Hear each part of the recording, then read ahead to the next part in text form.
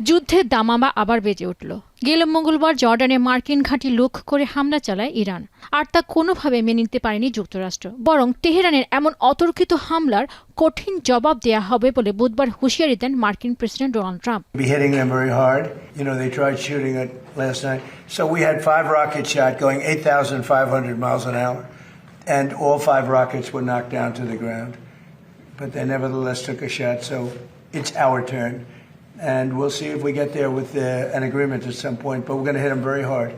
শিয়া butter ও ভিটামিনে সমৃদ্ধ লিলি বিউটি সোপ, তারুণ্যময় উজ্জ্বল ত্বকের জন্য। আর ট্রাম্পের এমন ঘোষণার পর বৃহস্পতিবার মধ্যরাতে ইরানে একাধিক হামলা চালায় মার্কিন সামরিক বাহিনী সেন্টকম।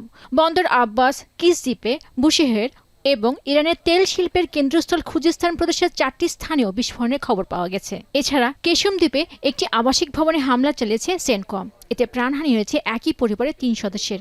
এরই মধ্যে ইরানের ওপর হামলা শেষ হয়েছে বলে জানিয়েছে মার্কিন সামরিক বাহিনী। এদিকে নতুন এই হামলার জবাবে জর্ডানে 5টি ক্ষেপণাস্ত্র হামলা চালায় আইআরজিসি। তবে সফলভাবে তা প্রতিহত করা হয় বলে জানিয়েছে জর্ডানের সশস্ত্র বাহিনী।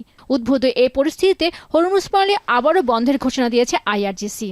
বৃহস্পতিবার টেলিগ্রামে দেওয়া এক পোস্টে তারা জানায়, যতদিন পর্যন্ত মার্কিন হুমকি ও হস্তক্ষেপ অব্যাহত থাকবে ততদিন পর্যন্ত হরমুজ প্রণালী বন্ধ থাকবে।